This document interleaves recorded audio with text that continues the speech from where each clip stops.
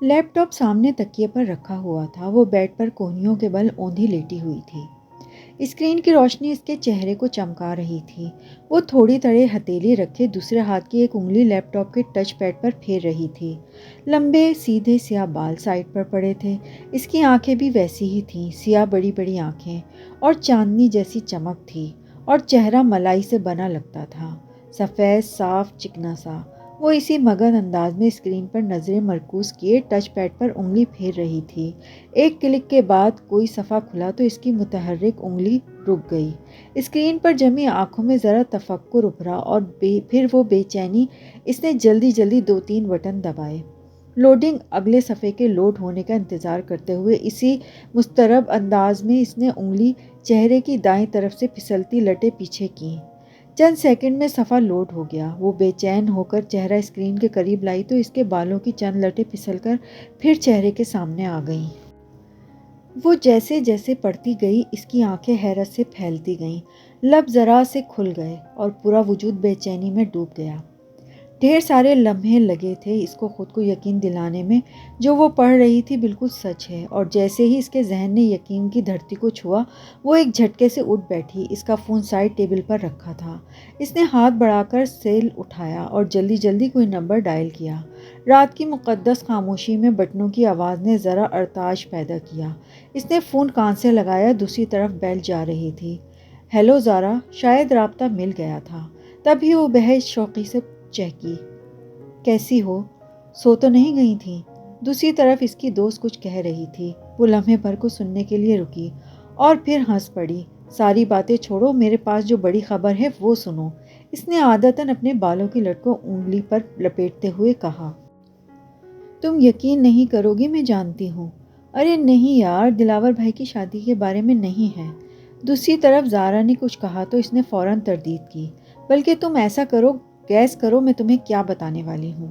اس نے ایک ہاتھ سے لیپ ٹاپ سائڈ پر رکھا اور تکیہ نکال کر بیڈ گراؤنڈ سے ٹیک لگا کر کہا۔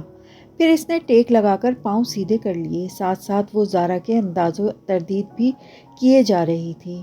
نہیں، بالکل نہیں، ایسا تو بالکل بھی نہیں۔ ارے میری شادی بھی نہیں ہو رہی، جی نہیں، ارم کی بھی نہیں ہو رہی۔ سیریسلی زارا، تمہاری سوچ بس یہیں تک ہے؟ اب کان کھول کر سنو۔ تم وہ آرمر یوز ایکسچینج پروگرام یاد ہے جس کے لیے ہم نے اپلائی کیا تھا؟ یورپین یونین نے مجھے اسکالرشپ کے لیے سلیکٹ کیا ہے۔ دوسری جانب زارا اتنی زور سے چیخی کہ موبائل کا اسپیکر بند ہونے کے باوجود بھی اس کی چیخ پورے کمرے میں گونجی تھی۔ بالکل سچ کہہ رہی ہوں زارا، ابھی 15 منٹ پہلے مجھے یونیورسٹی کی میل ملی ہے۔ اور ساتھ ہی لیپ ٹاپ کا رخ اپنی طرف موڑ کر دوبارہ غور سے اسکرین کو دیکھا جہاں 15 منٹ پہلے ہی سلیکشن میل آئی ہے۔ تم بھی فوراً چیک کرو، تم نے بھی اپلائی کیا تھا نا، تمہیں بھی میل آئی ہوگی۔ وہ فون ایک طرف ہاتھ میں پکڑ کر دوسرے ہاتھ سے لیپ ٹاپ آف کر رہی تھی۔ لیپ ٹاپ کی اسکرین پر اندھیرا ہوا تو اس نے ہاتھ بڑھا کر اسکرین کو بند کیا اور سائڈ ٹیبل پر رکھ دیا۔ میں نے سبانچی کو نیٹ پر دیکھا ہے، بہت ہی خوبصورت یونیورسٹی ہے۔ مگر وہ تھوڑی دیر کو خاموش ہو گئی۔ دوسری طرف سے اختصار پر وہ پھر سے بولی تھی، بس ایک چھوٹا سا مسئلہ ہے، ہم اپنی فیملیز کو اس بارے میں نہیں بتا پائیں گے۔ دھیمی آواز میں بولتے ہوئے اس نے بند دروازے کو دیکھا۔ دراصل سانچی بھی لڑکیوں کے ہیڈ اسکارف پر پابندی ہے۔ ادھر سر ڈھانپنا منع ہے، مگر گھر والوں کو بتا کر متفکر کرنے کے بجائے اس بات کو گول کر جانا۔ ویسے بھی ہم دونوں ہی اسکارف نہیں لیتی۔ اس پل کھڑکی کے باہر کچھ کھڑکا ہوا تھا۔ وہ چونک کر دیکھنے لگی۔ قد آمد کھڑکیوں کے آگے بھاری پردے گرے ہوئے تھے، البتہ پیچھے جالیاں کھلی ہوئی تھیں۔ شاید اس کا وہم تھا۔ وہ سر جھٹک کر فون کی طرف متوجہ ہو گئی۔ ابا نے مجھے کبھی اسکارف لینے یا سر ڈھکنے پر مجبور نہیں کیا، تھینک گاڈ۔ ہاں، ارم گھر کے باہر اسکارف لیتی ہے۔ اس کے ابو تایا فرقان کچھ سخت ہیں نا۔ پھر وہ بیڈ سے ٹیک لگاتے ہوئے نیم دراز ہو کر بتانے لگی، پر مشن کا تو کوئی مسئلہ نہیں ہے۔ ابا اسپین جانے کی اجازت نہ دیتے، مگر ترکی میں اسپین پھپھو رہتی ہیں تو وہ مان گئے تھے۔ ویسے بھی انہیں اپنی بیٹی پر پورا بھروسہ ہے۔ پھر وہ چند لمحے اپنی دوست کی باتیں سنتی رہی۔ زارا خاموش ہوئی تو اس نے پھر نفی میں سر ہلایا۔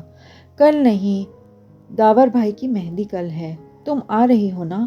اور ہاں، میں اور ارم لہنگا پہن رہے ہیں۔ سارے کزنز بہت ایکسائٹڈ ہیں۔ خاندان کی پہلی شادی ہے نا۔ اوکے اب تم جا کر میل چیک کرو، میں بھی سوتی ہوں، راحت بہت ہو گئی ہے۔ الوداعی کلمات بولنے کے بعد اس نے فون تکیے پر اچھال دیا، پھر باہر جانے کے لیے اٹھ کھڑی ہوئی۔ باہر لاؤنج خاموشی میں ڈوبا ہوا تھا۔ حیا نے آہستہ سے اپنے کمرے کا دروازہ بند کیا، ننگے پاؤں چلتے لاؤنج سے کچن میں آئی۔ سیاہ قمیض اور کھلے ٹراؤزر میں اس کا قدر اور بھی دراز لگ رہا تھا۔ کچن میں اندھیرا پھیلا ہوا تھا۔ وہ دروازے پر رکی اور ہاتھ بڑھا کر کچن کی لائٹ جلائی۔ ساری بتیاں جل گئیں۔ اس نے آگے بڑھ کر فریج کا دروازہ کھولا اور پانی کی بوتل نکالنے کو جھکی۔ جھکنے سے بال پھسل کر سامنے آ گئے۔ حیا نے نرمی سے ان کو پیچھے ہٹایا اور پانی کی بوتل لے کر سیدھی ہوئی۔ کاؤنٹر پر رکھے ریک سے پانی اٹھایا اور پانی گلاس میں انڈیلنے لگی۔ تبھی اس کی نگاہ کاؤنٹر پر رکھی سفید چیز پر پڑی۔ وہ جیسے چونک اٹھی، بوتل وہیں رکھ کے آگے آئی۔ وہ سفید کھلے گلاب کا بوکے تھا، ساتھ ایک سفید لفافہ بھی تھا۔ حیا نے گلدستہ اٹھایا اور دوسرے سے پاس لا کر آنکھیں موندے اس کو سونگھا۔ دل فریب تازگی بھری مہک اس میں اتر گئی۔ پھول بالکل تازہ تھے، جیسے ابھی توڑے ہوں۔ جانے کون یہاں رکھ گیا؟ اس نے بند لفافہ اٹھایا اور پلٹ کر دیکھا۔ اس کے پتے والی جگہ پر حیا سلمان لکھا ہوا تھا۔ بھیجنے والے کا کوئی پتہ نہیں لکھا تھا، بس کوریئر کی ٹکٹ لگی ہوئی تھی اور ٹکٹ پر ایک روز قبل کی تاریخ لکھی ہوئی تھی۔ اس کو تو جیسے کسی نے یوں پھول نہیں بھیجے۔ یہ کیا معاملہ تھا؟ الجھتے ہوئے حیا نے لفافہ چاک کیا۔ اس میں ایک موٹا کاغذ تھا۔ اس نے 2 انگلیاں ڈال کر کاغذ باہر نکالا۔ سفید کاغذ بالکل صاف تھا، نہ کوئی لکیر نہ ڈیزائن، بس اس کے وسط میں 2 لفظ لکھے ہوئے تھے، ویلکم ٹو سبانچی۔ وہ سناٹے میں رہ گئی۔ یہ کیا مذاق تھا؟ بھلا خط بھیجنے والے کو کیا معلوم کہ سبانچی جا رہی ہوں؟ خط پر تو ایک روز قبل کی تاریخ لکھی ہوئی تھی، جبکہ قبولیت کی میل تو ابھی 15 منٹ پہلے ملی۔ تو پھول بھیجنے والے کو ایک دن پہلے کیسے پتہ چل گیا؟ اگر زارا کو اس نے خود نہ بتایا ہوتا تو وہ یہی سمجھتی کہ یہ اس کی حرکت ہے۔ یہ خط سبانچی یونیورسٹی کی طرف سے بھی نہیں آ سکتا، کیونکہ اس پر لوکل کوریئر کی مہر لگی ہوئی تھی۔ پھر کس نے بھیجا ہے یہ؟ وہ پانی کا گلاس وہیں سلیب پر رکھ کر بکے اٹھا کر سوچتی ہوئی اپنے کمرے میں چلی آئی۔ اس نے لاک میں چابی گھمائی ہی تھی کہ گیٹ کے پار سے زارا آتی دکھائی دی۔ وہ دروازہ کھول کر مسکراتی ہوئی سیدھی ہوئی۔ حیا مجھے تو کوئی میل نہیں ملی۔ زارا نے کھلے گیٹ کو دھکیل کر اندر قدم رکھا۔ اس کے چہرے پر اداسی تھی۔ کوئی بات نہیں، 1-2 دن میں آ جائے گی، فکر مت کرو۔ ہم نے ایک ساتھ ہی اپلائی کیا تھا، مجھے آ گئی ہے تو تمہیں بھی آ جائے گی۔ مگر اسکالرشپ تو آرڈینیٹر کے آفس کے باہر جو لسٹ تھی اس میں بھی میرا نام نہیں ہے۔ اور میرا؟ ہاں صرف تمہارا ہے اور ہمارے ڈپارٹمنٹ میں سے ایک لڑکی ختیجہ کا ہے۔ مجھے لگتا ہے میرا سلیکشن ہی نہیں ہوا۔ اوہ، اسے واقعی افسوس ہوا تھا۔ اس کی زارا سے اب بات ہو رہی تھی۔ خیر تم کہیں جا رہی تھی؟ زارا چہرے پر بشاشت لاتے ہوئے بولی۔ ہاں مارکیٹ ارم کے ساتھ۔ کل داؤد بھائی کی مہندی کا فنکشن ہے نا، اور لہنگے کے ساتھ کی ہائی ہیلز کم ہو گئی ہیں، شاید کام والی اٹھا کر لے گئی ہے۔ اب نئے جوتے خریدنے پڑیں گے۔ تم چلو گی ساتھ؟ اس نے گاڑی پر کونی ٹکاتے ہوئے کہا۔ وہ ہلکی آسمانی لمبی قمیض اور تنگ چوڑی دار پاجامے میں ملبوس تھی۔ قمیض کا دامن ٹخنوں سے ذرا اوپر تھا، ہم رنگ دوپٹہ گلے میں تھا اور بال کمر پر کھلے تھے۔ ہاں چلو جلدی نکلتے ہیں۔ زارا فوراً تیار ہو گئی اور فرنٹ سیٹ پر بیٹھ گئی۔ ارم کو بھی لینا ہے، حیا نے بیٹھ کر کہا۔ ویسے تمہارے سخت آیا ارم کو تمہارے ساتھ جانے کی اجازت دے دیتے ہیں؟ ارم ان دونوں سے جونیئر تھی اور اس کا ڈپارٹمنٹ بھی دوسرا تھا، سو زارا اسے اس کی زیادہ ملاقات نہیں ہوتی تھی۔ ان کی سختی صرف اسکارف تک ہے، ایسے ویسے نہیں ہے وہ کار باہر گیٹ پر لے آئی۔ ارم کا گھر زارا کے ہمسائے میں تھا۔ دونوں گھروں کے درمیان کی دیوار میں آنے جانے کا راستہ تھا، لیکن اسے جب بھی ارم کو پک کرنا ہوتا تو وہ اس کے گیٹ پر ہارن کیا کرتی تھی۔ اب بھی زور سے ہارن دیا تو چند لمحوں میں ارم باہر آ گئی۔ کاسنی لمبی قمیض، ٹراؤزر اور ہم رنگ دوپٹہ سینے پر پھیلائے، چہرے پر کاسنی اسکارف پہنے وہ تقریباً بھاگتی ہوئی پچھلی سیٹ کے دروازے پر آئی۔ ہیلو حیا، ہیلو زارا، وہ چہکتی ہوئی کہہ کر بیٹھی اور دروازہ بند کیا۔ حیا کے ساتھ آؤٹنگ کے پروگرام پر وہ یوں ہی خوش ہوا کرتی تھی۔ کیسی ہو ارم؟ تم سے تو اب ملاقات ہی نہیں ہوتی۔ اس نے رخ موڑ کر ان کو دیکھا۔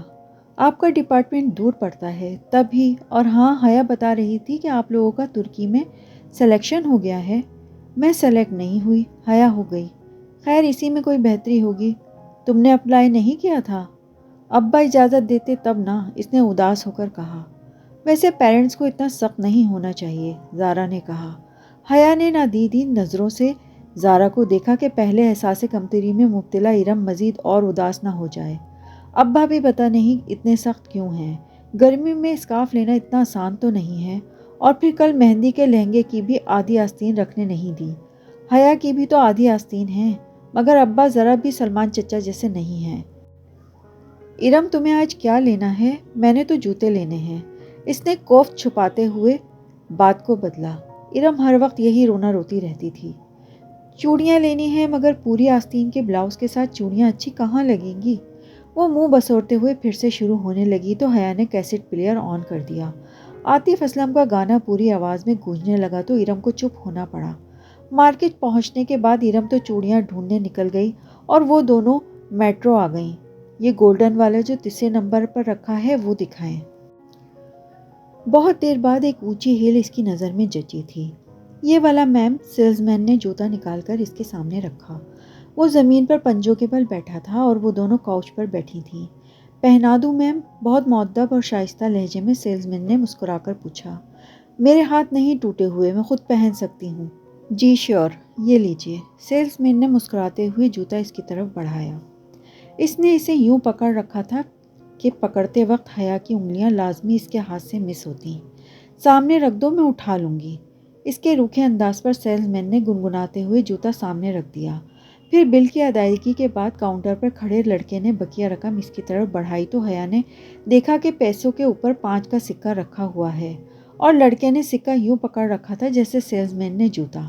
شکریہ۔ حیا نے نوٹوں کو کنارے سے پکڑ کر کھینچا تو سکہ لڑکے کے ہاتھ میں رہ ہی گیا۔ میم آپ کا سکہ۔ لڑکے نے فاتحانہ مسکراتے ہوئے کہا کہ اب تو لازمی پکڑے گی۔ یہ سامنے پڑے صدقے کے باکس میں ڈال دو۔ وہ بے نیازی سے شاپر تھامے پلٹی تو زارا نے بے اختیار قہقہہ لگایا۔ اس لڑکے کی شکل دیکھنے والی تھی حیا۔ دل کر رہا تھا اس کی شکل پر شاپ پر پڑے ہوئے سارے جوتے مار دوں۔ پتہ نہیں ہماری ذہنیت کب بدلے گی۔ یوں گھورتے ہیں جیسے پہلی بار کوئی لڑکی دیکھی ہو۔ وہ تنفر سے ناک سکوڑتے ہوئے غصے سے سیڑھیاں اترتی رہی تھی، جب قریب ہی سے آواز آئی، تو اتنا بن سنور کے باہر مت نکلا کرو نا بی بی۔ وہ چونک کر آخری سیڑھی پر رک گئی۔ ایک معمر خاتون تھی، بڑی سی چادر لپیٹی ہوئی، ناگواری بھری نگاہ اس پر ڈال کر اوپر زینے پر چڑھ گئیں۔ ایک تو لوگوں کو راہ چلتے تبلیغ کا شوق ہوتا ہے۔ زارا اس کو کونی سے تھامے ہوئے وہاں سے لے آئی۔ تبھی ارم سامنے سے آتی دکھائی دی۔ اس کے سینے پر پھیلا دوپٹہ اب سمٹ کر گلے پہ جا چکا تھا۔ اس نے کوئی خاص شاپنگ نہیں کی تھی، شاید وہ اس کے ساتھ صرف آؤٹنگ کے لیے ہی آئی تھی۔ میٹرو سے وہ اسکوپ چلی آئیں تاکہ کچھ کھا پی لیں۔ رات کی دعوت تو تایا فرقان کی طرف تھی، جو وہ بیٹے کی شادی کے لیے آئے ہوئے لوگوں کو دے رہے تھے۔ میرے لیے پائن ایپل منگوانا، میں ذرا بیکری سے کچھ لے کر آؤں۔ ارم جھپٹ سے باہر کو لپکی۔ حیا نے گہری سانس لیتے ہوئے اپنے سائڈ کا شیشہ نیچے کیا۔ سرد ہوا اندر آئی، مگر اتنی سردی میں سلیش پینے کا اپنا ہی مزہ ہوتا ہے۔ وہ پارکنگ لاٹ میں موجود تھی اور ٹھنڈی ہوا نے سب کو گھیرا ہوا تھا۔ ارم کافی احساس کمتری کا شکار ہے نا؟ ارم دور ہوئی تو زارا نے اس کی طرف منہ کر کے بولا، اور تم اس کی احساس کمتری کو ہوا دے رہی ہو۔ وہ الٹا اسی پر خفا ہوئی۔ تایا فرقان صرف اسکارف کی سختی کرتے ہیں اور وہ بس اس بات کو خود ترسی کا شکار کیے بیٹھی ہے، اور تم بھی اس کا ساتھ دے رہی ہو۔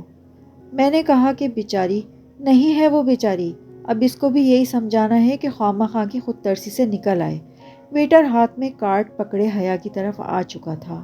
تمہیں یاد ہے زارا، جب پچھلے سال یونیورسٹی والوں نے ہمیں ترکی کے ٹرپ کی آس دلائی تھی تو آخر میں آ کر سارا پروگرام کینسل کر دیا تھا؟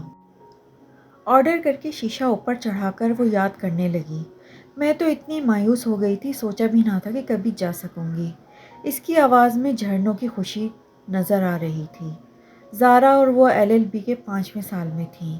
ان کا 7واں سیمسٹر کا درمیان تھا جب یورپی یونین کے اسکالرشپ کا اعلان ہوا، جس کے تحت یورپیہ اور ایشیا یونیورسٹی کے اسٹوڈنٹ کا تبادلہ ہوگا۔ جب درخواست دینے کی باری آئی تو ان کی ترکی کی سیبانچی یونیورسٹی کا فارم سب سے آسان لگا، پھر ایک ہسپانوی یونیورسٹی میں بھی ساتھ ہی اپلائی کیا، بالآخر سیبانچی سے اس کا انتخاب لیا۔ 7واں سیمسٹر پورا کر کے اس کو 5 ماہ کے لیے ترکی جانا تھا، جہاں اس کے مضامین تو نہ تھے کہ ترکی کا قانون پاکستان کے قانون سے مختلف تھا، 5 ماہ کے لیے وہ اپنی مرضی سے کوئی بھی مضمون پڑھ سکتی تھی، پھر پاکستان واپس آ کر 8واں سیمسٹر شروع کرنا تھا۔ کتنا مزہ آئے حیا، کوئی رومانٹک سا ہینڈسم سا ہم سفر تمہیں مل جائے تو تمہارا سفر کتنا خوبصورت ہو جائے۔ ہم سفر کوئی نہیں ملنے والا، پاکستان سے ہم صرف 2 لڑکیاں سیبانچی جا رہی ہیں اور پھر ہم ٹھہری وومن یونیورسٹی میں پڑھنے والیاں۔ وہ ختیجہ رانا جو تمہارے ساتھ جا رہی ہے، اس سے کوئی بات ہوئی؟ ویٹر سے شیشہ بچایا تو حیا نے شیشہ نیچے کیا۔ نہیں، ختیجہ رانا کو تو میں جانتی بھی نہیں ہوں۔ اس نے سلیش کے گلاس پکڑے، زارا کا اس کو تھمایا اور ارم کا ڈیش بورڈ پر رکھا۔ بے دہانی میں وہ شیشہ بند کرنا بھول گئی۔ زارا کا موبائل بجا۔ زارا نے سپ لیتے ہوئے فون کان سے لگایا۔ ہیلو اماں جی، کیا ہوا؟ آواز خراب ہے۔ 1 منٹ۔ زارا کے فون پر سگنل ٹھیک نہیں آ رہے تھے۔ وہ سلیش کا گلاس ہاتھ میں پکڑے باہر نکل گئی۔ حیا اپنے گلاس سے چھوٹے چھوٹے سپ لیتے ہوئے ونڈو اسکرین سے باہر زارا کو دیکھنے لگی۔ اب وہ دور درخت کے پاس کھڑی بات کر رہی تھی۔ ہیلو مائی بیوٹی، کوئی ایک دم سے اس کے بالکل قریب آ کر بولا تھا۔ وہ ڈر کر اچھلی۔ کھلی کھڑکی پر ایک خوبصورت عورت جھکی ہوئی تھی، میک اپ سے بھرا چہرہ، آئی شیڈو سے چمکتی آنکھیں، بھڑکتی ہوئی سرخی، بالوں کا جوڑا اور چمچم کرتے کپڑے۔ وہ عورت نہیں تھی مگر مرد بھی نہیں تھا۔ ڈرو نہیں سونیو، میں تمہارا دوست ہوں، ڈولی کہتے ہیں مجھے۔ ہٹو ہٹو جاؤ۔ وہ گھبرا گئی۔ خواجہ سرا کے وجود سے سستے پرفیوم کی خوشبو اٹھ رہی تھی۔ اسے کراہیت سی آئی۔ اچھا سونیو، ذرا بات تو سنو۔ اس نے اپنا چہرہ جھکایا۔ اس سے پہلے کہ وہ آگے بڑھتا، حیا نے سلیش کا بھرا گلاس اس کے منہ پر انڈیل دیا۔ ٹھنڈی ٹھار برف منہ پر گری تو وہ بلبلا کر پیچھے ہوا۔ اس نے پھرتی سے شیشہ اوپر کر لیا۔ سنو جی، وہ مسکرا کر چہرہ صاف کرتے ہوئے شیشہ بجانے لگا۔ بند شیشے کی وجہ سے اس کی آواز کم آ رہی تھی۔ اب وہ کوئی گانا بھی گا رہا تھا۔ کپ کپاتے ہاتھوں سے اس نے گاڑی میں چابی گھمائی اور گاڑی وہاں سے نکال لائی۔ گاڑی بیکری کے داخلی دروازے کے سامنے کھڑی روکی اور پیچھے مڑ کر دیکھا۔ دور درختوں کے پاس ڈولی نامی خواجہ سرا ابھی تک وہیں کھڑا تھا۔ وہ اس کے پیچھے نہیں آیا تھا۔ اب وہ گانا بھی نہیں گا رہا تھا، بس خاموش گہری نظروں سے اسے دیکھے جا رہا تھا۔ اسے بے اختیار جھرجھری سی آئی۔ کہاں رہ گئی ہیں یہ دونوں؟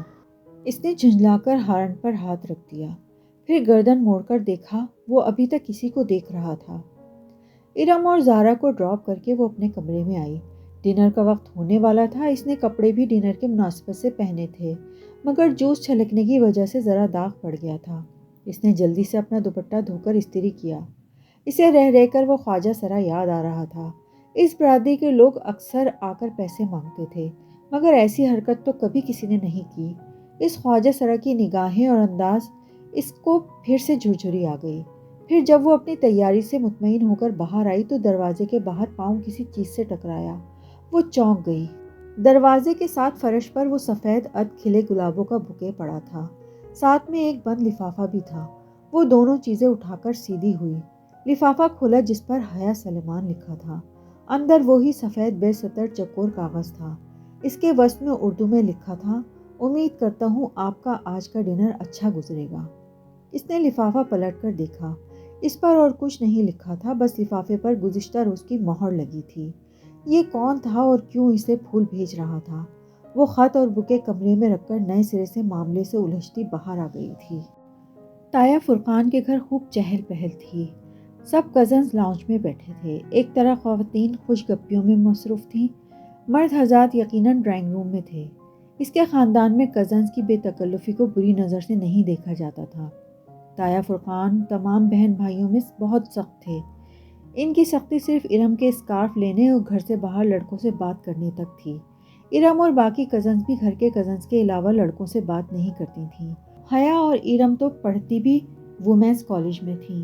ہاں، دوسرے چچا اور خود سلمان صاحب اپنے بچوں کی شادیاں مکس گیدرنگ میں کریں گے۔ ان کا خاندان زیادہ بڑا نہیں تھا۔ وہ لوگ 3 بھائی اور 1 بہن تھے۔ تایا فرقان سب سے بڑے تھے۔ داؤد، فرخ، ارم اور سمی ان کے بچے تھے۔ فروخ میڈیکل کر چکا تھا اور آج کل پولی کلینک میں ہاؤس جاب کر رہا تھا اور حیا سے 3 سال بڑا تھا۔ سمیع فروخ سے سال بھر چھوٹا تھا اور MBA کر کے جاب کر رہا تھا۔ سب سے بڑے داؤد کی شادی ہو رہی تھی۔ فرقان صاحب کے بعد سلمان تھے۔ ان کی ایک بیٹی حیا اور بیٹا روہیل تھا۔ روہیل پڑھائی کے سلسلے میں امریکہ میں ہوتا تھا۔ پھر زاہد چچا تھے۔ ان کی بڑی 2 جڑواں بیٹیاں مہوش اور سہرش تھیں۔ پھر بیٹا رضا انجینئرنگ کر رہا تھا۔ سب سے چھوٹی بیٹی ثنا A لیول کر رہی تھی۔ اس وقت روہیل کے علاوہ جو کہ امریکہ میں تھا اور داؤد کے جو ڈرائنگ روم میں تھا، باقی سب کزنز لاؤنج میں بیٹھے تھے۔ لڑکیاں کارپیٹ پہ دائرہ بنا کر بیٹھی تھیں۔ ارم ڈھولک بجا رہی تھی۔ اس کا دوپٹہ سر سے ڈھلک کر کندھے پر آ گیا تھا۔ اگر ابھی تایا یہاں آ جاتے تو وہ فوراً دوپٹہ سر پر لے لیتی۔ وہ مہوش اور سہرش کے ساتھ سر ملا رہی تھی اور لڑکے اوپر سوفر پر بیٹھے ان پر فقرے اچھال رہے تھے۔ ہیلو ایوری ون، وہ سینے پر ہاتھ باندھے چلتی ہوئی ان کے قریب آ کر رکی۔ سب کی نظریں اس پر رکیں۔ سفید چہرے کے ارد گرد کالے بال اور کاجل سے لبریز آنکھیں۔ وہ تھی ہی اتنی حسین کہ ہر اٹھی نگاہ اس میں 27 ابھر آتی۔ حیا کیسی ہو؟ آؤ ان لڑکوں کو ہراتے ہیں۔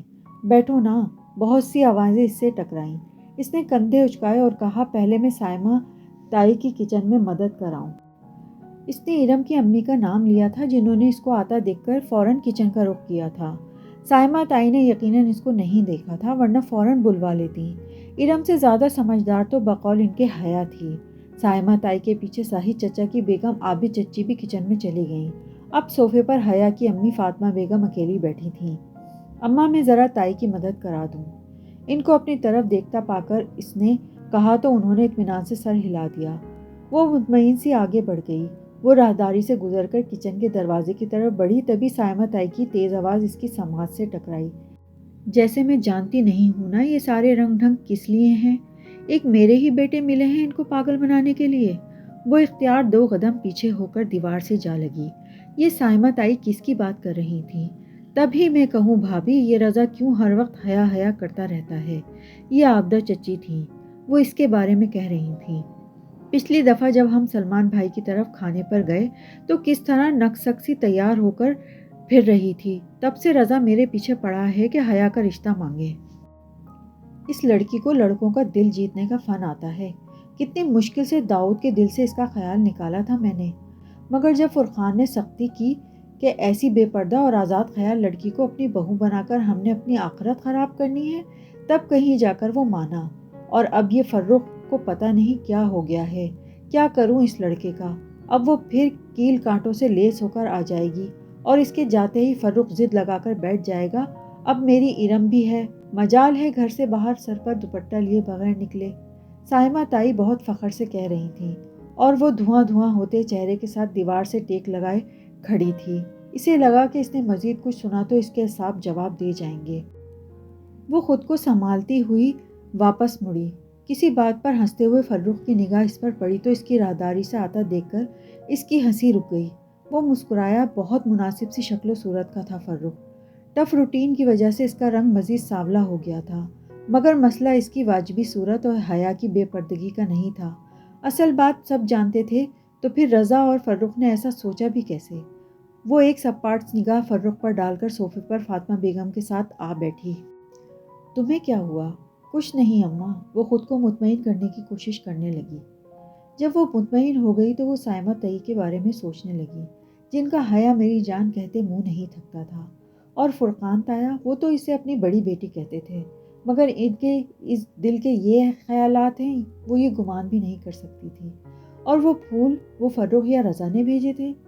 مگر جب پہلی بار ان کو پھول آئے تھے تو فروخ شہر سے باہر تھا اور رضا تو اسلام آباد گیا ہوا تھا، مگر ان میں سے کسی کو اس کے زبانچی سلیکشن کا پتہ بھی نہیں تھا۔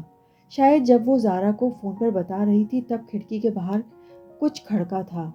وہ جو کوئی بھی تھا اس نے کھڑکی کے باہر سے ساری بات سن لی تھی اور اس نے پھولوں کے ساتھ خط لکھ کر رکھ دیا ہوگا، مگر کوریئر پر تو 1 دن پہلے کی مہر لگی ہوئی تھی۔